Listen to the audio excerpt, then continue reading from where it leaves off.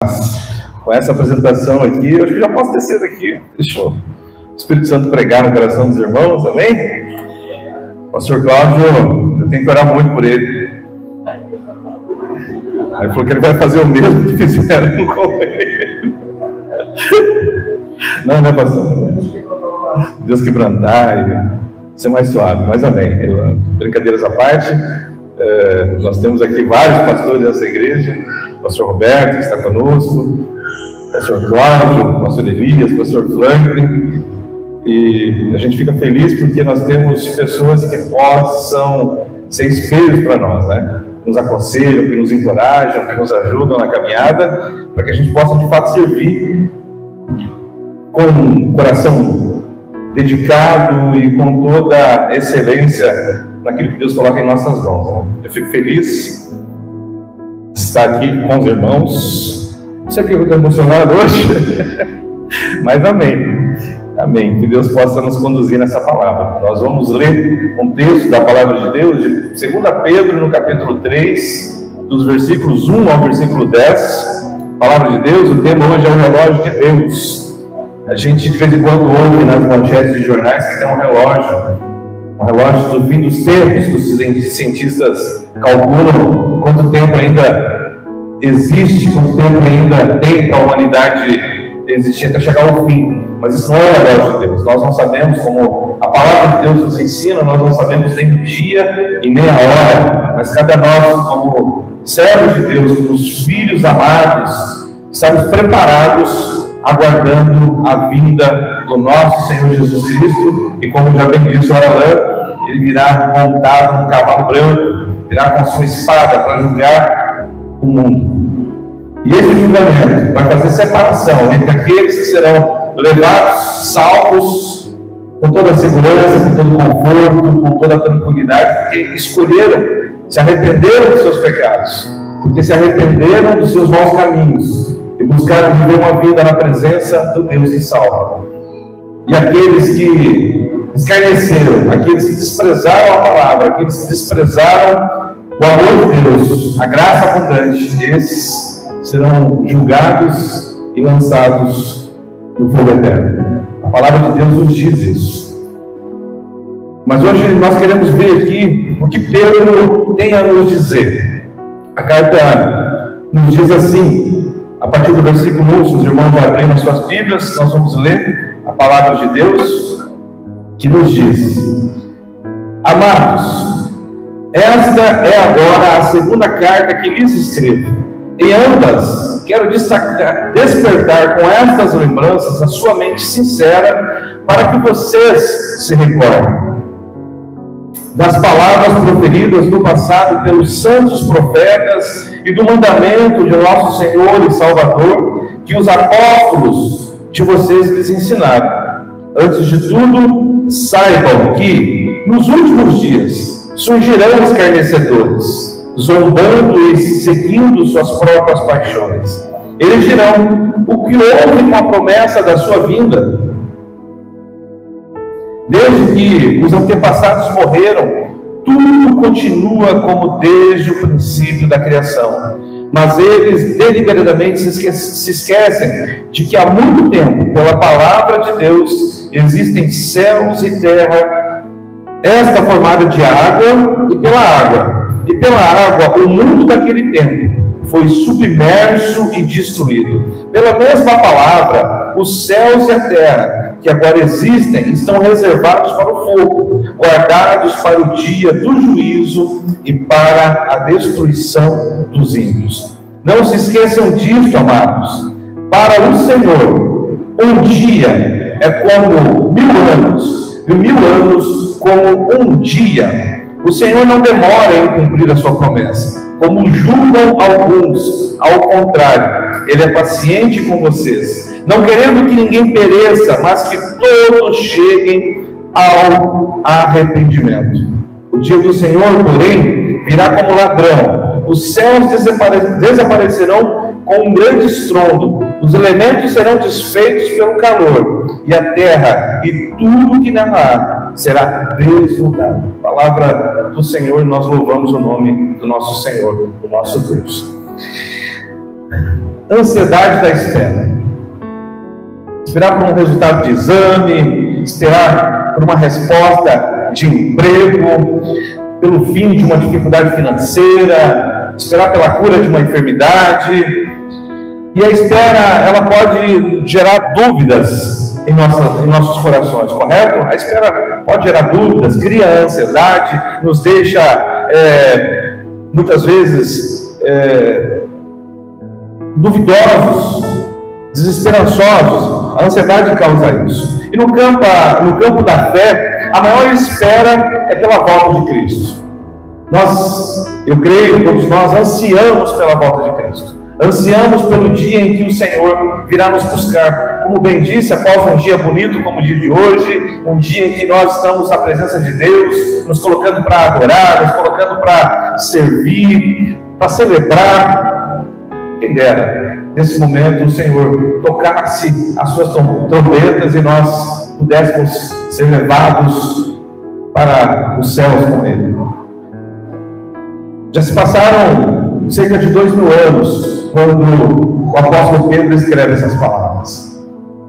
Já se passaram todo esse tempo.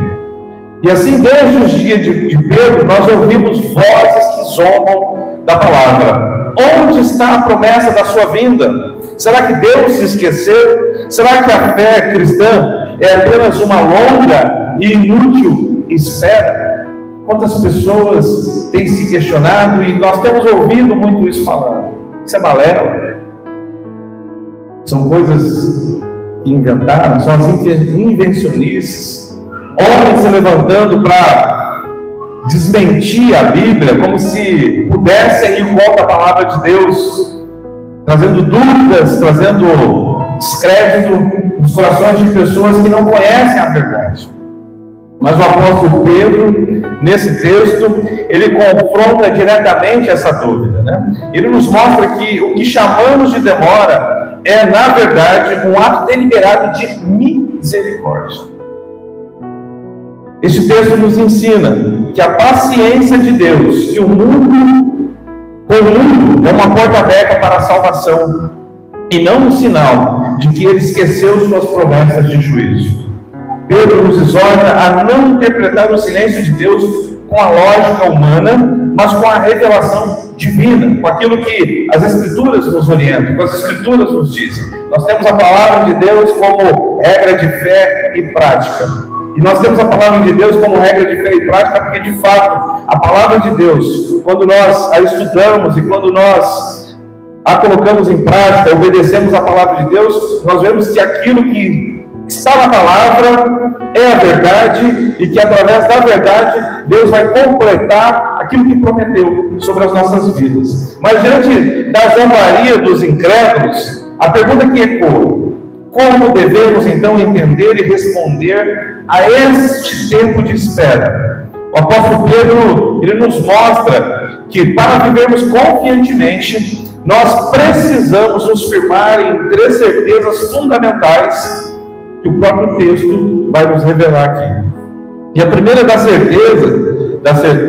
certeza que nos firma na espera é a certeza do juízo passado. Olha o que está escrito nos versículos 5 e 6. Mas eles deliberadamente se esquecem que há muito tempo, pela palavra de Deus, existem céus e terra, esta formada de água e pela água. E pela água o mundo daquele tempo foi submerso e destruído. Pela mesma palavra, os céus e a terra, que agora existem, estão reservados para o fogo, guardados para o dia do juízo, para a destruição dos ímpios. No versículo 5 e 6 nós vimos aqui que Deus criou todas as coisas no princípio pela sua palavra, mas pela mesma palavra Ele também trouxe juízo sobre a terra.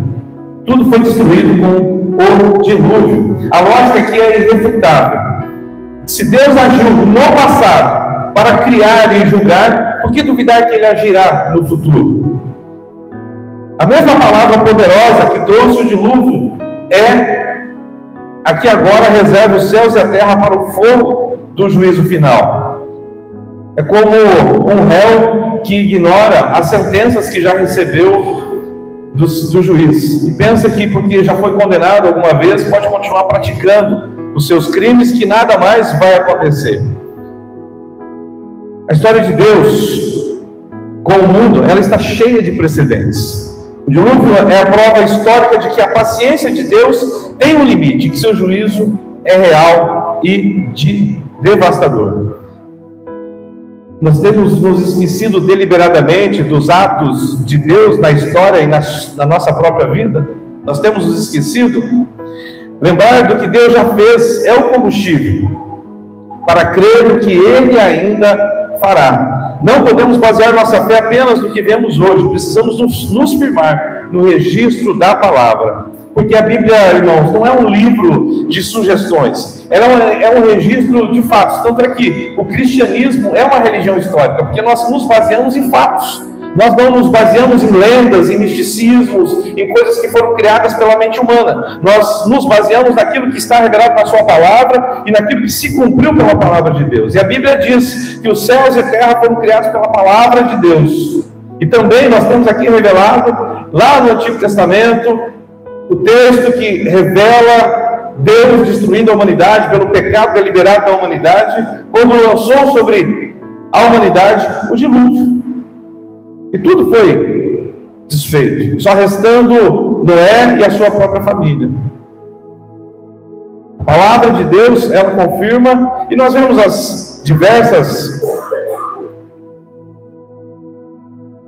tentativas humanas de desmentir os fatos que a palavra de Deus revela, mas nós vemos também os homens, que são pessoas idôneas, pessoas responsáveis, comprovando historicamente tudo aquilo que nós temos os relatos na palavra de Deus. E se o juízo passado nos dá a certeza da ação de Deus, como entender o longo período de aparente inatividade desde então? Isso nos leva a uma segunda a certeza da paciência presente. E aqui está o coração do nosso texto, né? Pedro nos dá a chave para entender o relógio de Deus. Primeiro, que a percepção de tempo de Deus é diferente da nossa. Um dia é como 1000 anos. O salmista já disse lá no Salmo 90, e Pedro aqui, ele novamente traz para que nós possamos nos lembrar que o tempo de Deus é diferente do nosso. No grego, o tempo de Deus vai ser o kairos. Nós vivemos o tempo cronológico, o cronos. Contamos segundos, minutos, horas, dias, semanas, meses, anos.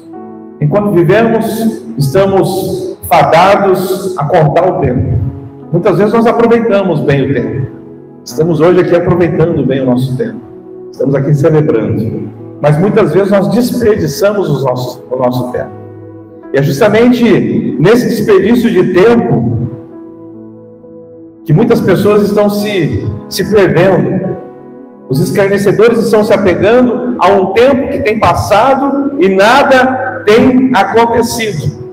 E essa espera tem feito com que pessoas enfraqueçam na fé, outras pessoas abandonam a fé. Mas o segundo motivo da espera não é fraqueza, mas misericórdia. Olha o que diz o versículo 9 da palavra que nós damos. O Senhor não demora em cumprir a sua promessa, como julgam alguns. Ao contrário, Ele é paciente com vocês, não querendo que ninguém pereça, mas que todos cheguem ao arrependimento. Todos cheguem ao arrependimento. Essa semana eu fiz uma viagem, e nessa viagem houve não foi um acidente, porque não foi tão danoso, mas o susto foi muito grande. Foi um incidente. Nós fomos fechados por um caminhão na estrada, e no momento a nossa esperança é que tudo acabe bem, e graças a Deus tudo acabou bem. Os danos foram mínimos, mas poderia naquele momento ter sido bem pior. Bem pior. Eu poderia não estar mais aqui com os irmãos. Eu poderia não estar aqui mais com os irmãos. Mas naquele momento eu dei graças a Deus. Nós demos graças a Deus. Estava eu e meu irmão. Nós louvamos a Deus pelo livramento, pelo cuidado de Deus naquele momento. Mas naquele momento nós estávamos tranquilos. Por que nós estávamos tranquilos? Porque nós sempre descansamos em Deus. Sempre descansamos em Deus. Mas se fosse um outro tempo, em outra época da minha vida, talvez eu não teria essa tranquilidade. Porque em outro tempo, em uma outra época da minha vida, eu estava perdido no mundo de pecados. Mas Deus foi misericordioso comigo, foi longânimo comigo. Essa palavra do versículo 9 se cumpriu na minha vida. Pela longanimidade do Senhor, pela misericórdia do Senhor, eu tive um tempo no Cronos para me arrepender dos meus pecados, para me arrepender de uma vida de erros, uma vida de iniquidades, de vergonhas, de decepções, de desprezos, para hoje estar aqui na presença de Deus, podendo glorificar o nome do Senhor, e saber que foi pela longanimidade, pela misericórdia de Deus, que eu posso estar aqui com os irmãos. Ele é paciente, e porque Ele não quer que ninguém pereça, mas que todos cheguem ao arrependimento. Isso não quer dizer que todas as pessoas que estão à nossa volta serão salvas. Nós temos visto que muitas pessoas recusam a graça, recusam o amor de Deus. Nosso coração muitas vezes se enche de angústia, de aflição. Muitas vezes nós olhamos e não entendemos por que as pessoas desprezam tão grande bênção, tão grande amor, tão grande favor de Deus sobre as suas vidas. Mas quando eu olho para trás, eu vejo o quanto eu era cego, o quanto eu era ignorante, o quanto o mundo me iludia. Então cabe a nós apenas o direito e ao mesmo tempo o dever e a responsabilidade de continuarmos proclamando que Deus é Deus de graça, é Deus de misericórdia, mas que um dia Ele virá julgar o mundo, como a palavra de Deus revela. E nós não sabemos nem dia e nem hora, nós não sabemos quando isso vai acontecer. Nós só sabemos que cada nascer do sol, nós sabemos que cada anoitecer, nós sabemos que cada minuto é uma oportunidade e um convite de Deus para o arrependimento. Eu fico imaginando um pai que, antes de aplicar uma correção justa e necessária no filho, ele dá a oportunidade para que esse filho possa mudar de atitude, possa reconhecer o seu erro, possa reconhecer a sua falha. Mas a paciência não anula a correção, ela a precede, na esperança de que não seja mais necessária. E a história da humanidade, ela está nesse intervalo da paciência de Deus. Nós estamos vivendo o tempo do fim, os tempos finais. Mas esses tempos finais é o tempo da paciência de Deus. E a pergunta que eu faço aos irmãos: como nós estamos usando o tempo que Deus tem nos dado? Como nós temos usado esse tempo? Nós temos visto isso como uma licença para pecar ou como uma oportunidade para nos arrependermos? E nós estamos aqui falando com crentes, estamos falando com homens e mulheres que tomaram decisão por Jesus e que estão na presença de Jesus, mas que muitas vezes se esquecem que nós não sabemos nem o dia nem a hora, e que se nós estamos confortáveis na nossa condição de crente, se nós estamos confortáveis da maneira que estamos vivendo, talvez é necessário nós reavaliarmos novamente o que nós realmente estamos buscando e o que realmente nós estamos esperando. Para nós, como igreja, nós estamos aproveitando a paciência de Deus para proclamar a salvação, ou estamos tão confortáveis na espera que nos esquecemos da urgência da missão?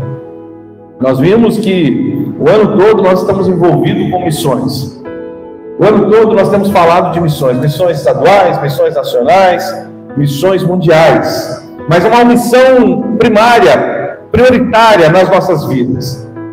Onde nós estivermos, nós somos missionários. onde nós estivermos, nós temos o dever de falar do amor de Cristo às pessoas. E principalmente, esse dever se resume na pregação das nossas vidas.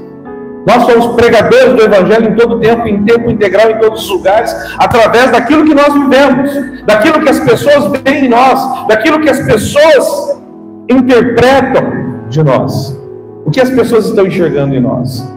Nós temos cumprido a missão, somente a missão de longe, ou nós temos de fato cumprido a missão de perto? Nós temos nos dedicado de fato a transmitir a urgência do Evangelho, da Palavra de Deus às pessoas, porque essa paciência que o apóstolo Pedro fala aqui, ela não é eterna.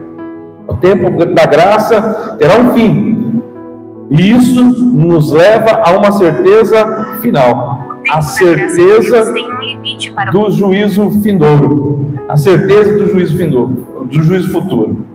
A paciência dará lugar ao juízo. Pedro é gráfico e direto. O dia do Senhor, porém, virá como ladrão. Será súbito, sem aviso. A destruição será total e cósmica. Os céus desaparecerão com um grande estrondo. Os elementos serão desfeitos pelo calor. E a frase final: a terra e tudo que nela há será desnudada. Significa que tudo o que é feito em segredo, todas as obras humanas serão expostas e julgadas. Não haverá para onde correr. A gente vai ver a figura do fogo, dos elementos sendo destruídos desde o Antigo Testamento. Jeremias fala sobre isso. Pedro agora cita essa referência. E talvez alguns vão entender isso literalmente, como se esse mundo, essa terra, fosse destruída literalmente pelo fogo. Mas nós podemos também entender que tudo que nós vivemos, a nossa vida será revelada. Tudo que acontece conosco será revelado, será exposta diante desse julgamento vindouro. Todos nós já vimos notícias de desastres naturais que chegam de surpresa. Terremoto, tsunami. Em poucos minutos o cenário muda completamente. Em poucos minutos o cenário muda completamente. Talvez seja um vendaval, um temporal, alguma coisa passageira, mas nós vemos essas mudanças acontecendo o tempo todo. No dia do Senhor será assim. Mas será numa escala universal. O mundo como conhecemos tem uma data de validade. De validade. Eu fico tentando imaginar na minha mente limitada como isso irá acontecer. Eu sei que por mais que tentamos desenhar, tentamos ilustrar, por mais que tentemos expressar como será esse dia, nada vai conseguir expressar com exatidão como deverá ser. Mas nós sabemos que isso vai acontecer. Esse dia vai acontecer. Esse tempo vai chegar. E será irá nos pegar todos de surpresa, né? E se nós soubéssemos, por exemplo, se nós soubéssemos que a nossa casa pegaria fogo amanhã, né? O que nós faríamos hoje? Nós veríamos normalmente, nós iríamos nos preparar para que isso não acontecesse. E se nós sabemos que a volta de Cristo seja amanhã, como deve ser a nossa atitude hoje? Como nós devemos agir? Pedro pergunta: que tipo de pessoas é necessário que nós sejamos? E a certeza do juízo, ela deve produzir em nós santidade, urgência e desapego dessas coisas do mundo.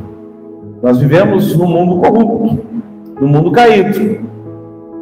O apóstolo Paulo diz que o mundo jaz no maligno. Nós vivemos esse mundo. Nós estamos aqui. Mas como Jesus disse, né? Nós estamos nesse mundo, mas nós não somos cidadãos desse mundo. E na oração que ele faz por nós, lá em João capítulo 17, ele ora para Deus nos guardar, para Deus nos proteger neste mundo, nos guardar para que esse dia, quando chegar esse dia, nós estejamos preparados para estarmos com Ele na glória eterna, no descanso eterno. A espera pela volta de Cristo não é um tempo vazio, mas um tempo cheio de significado. É o tempo da paciência de Deus, um tempo que grita a sua misericórdia ao mundo. E os zombadores olham para a aparente calmaria e veem a ausência. Pensa que nada disso vai acontecer, que tudo isso é só uma religião sem fundamento, uma religião vazia. Nós experimentamos Deus todos os dias. Nós nos relacionamos com Deus todos os dias. A graça de Deus, ela imerecidamente, ela nos alcança todos os dias, trazendo sobre nós bênçãos e bênçãos sem par. E bênçãos que nos dão a certeza de que estamos guardados para um dia especial, para um momento especial. O juízo de Deus é como se fosse uma represa que vai acumulando água o tempo todo, dia após dia. E para quem está de longe, parece que nada está acontecendo, mas a pressão vai aumentando. A paciência de Deus é como essa represa, segurando as águas do juízo. E no caso, como o texto bem diz, o fogo do juízo. Um dia, pela sua palavra, os portões se abrirão. E a pergunta dessa noite não é quando Cristo voltará, mas você está pronto para quando Ele voltar? Essa é a pergunta. Você está pronto? Nós estamos prontos para quando Cristo voltar? Como está o seu coração? E se você ainda não se arrependeu dos seus pecados, entenda que o dia de hoje é um presente da paciência de Deus para nós. E nós não podemos desperdiçar esse tempo. E para nós que já cremos, essa paciência de Deus, nessa mensagem, ela possa se renovar como uma urgência de viver vidas santas e anunciar o Evangelho, aproveitando cada momento, porque o relógio de Deus ainda nos concede um tempo de glorificá-lo através daquilo que Ele coloca em nossas mãos. Que estamos proclamando, anunciando o Evangelho através de vidas santas. A nossa vida, irmãos, ela está baseada na palavra de Deus, amém? Ela está baseada na palavra de Deus. O apóstolo Pedro, quando levanta a questão dessa carta, ela não está escrevendo, como nós já vimos aqui nas outras pregações que foram expostas da carta de Pedro. Nós vimos que Pedro ele não está escrevendo a segunda carta para pessoas de fora. Ele está escrevendo para crentes, para pessoas dentro da igreja, pessoas que de dentro da igreja começaram a duvidar, começaram a questionar, começaram a distorcer a verdade, começaram a inventar heresias para afastar, para esfriar a fé das pessoas.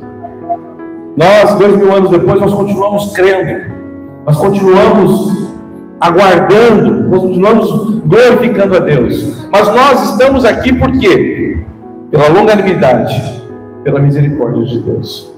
A oportunidade de Deus para nós é hoje, o tempo de Deus para nós é hoje, é um tempo presente, é um tempo que urge. Nós não temos expectativa para o amanhã, nós não sabemos nada sobre o amanhã.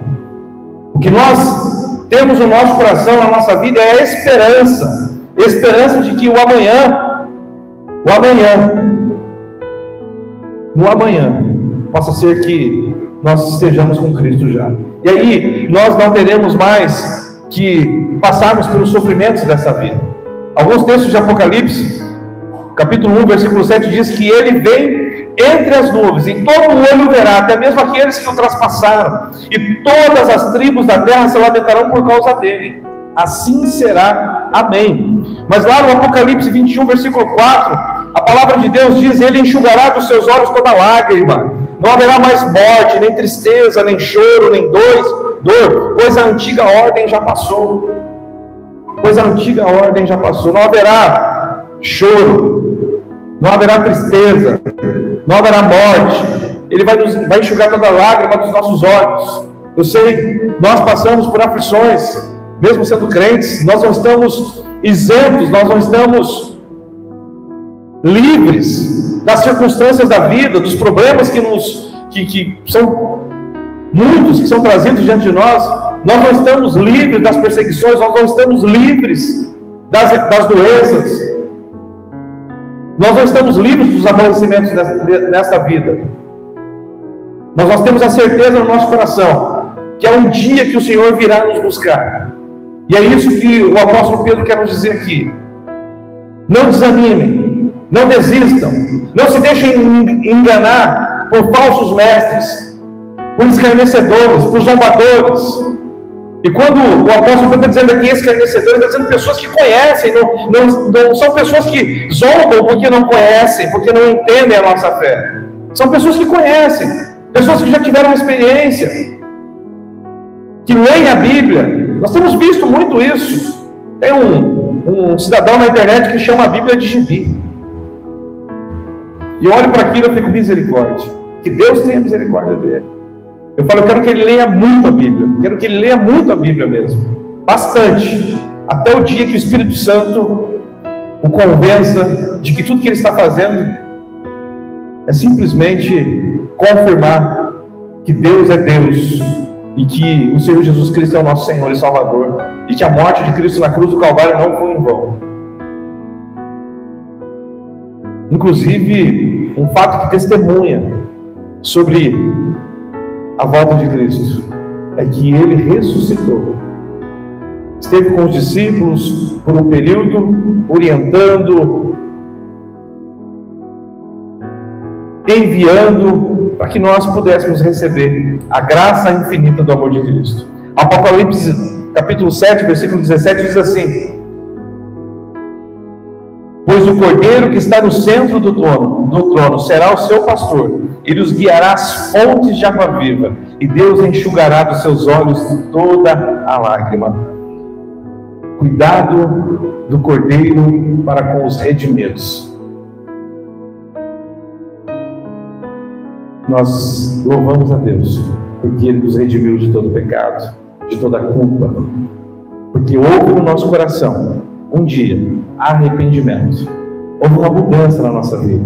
O Espírito Santo nos convenceu e nós podemos hoje, aqui na presença de Deus, entender que é no tempo dele, mas enquanto o tempo não chega, enquanto no relógio de Deus não bate o último minuto, nós perseveraremos com fé, nós manteremos a nossa esperança viva, nós manteremos a nossa fé e continuaremos a proclamar o nome do Senhor em todo lugar, em todo tempo.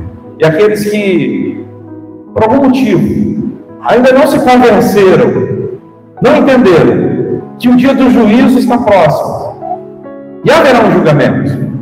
E nesse julgamento eu não quero estar do lado errado. Eu não quero estar do lado errado.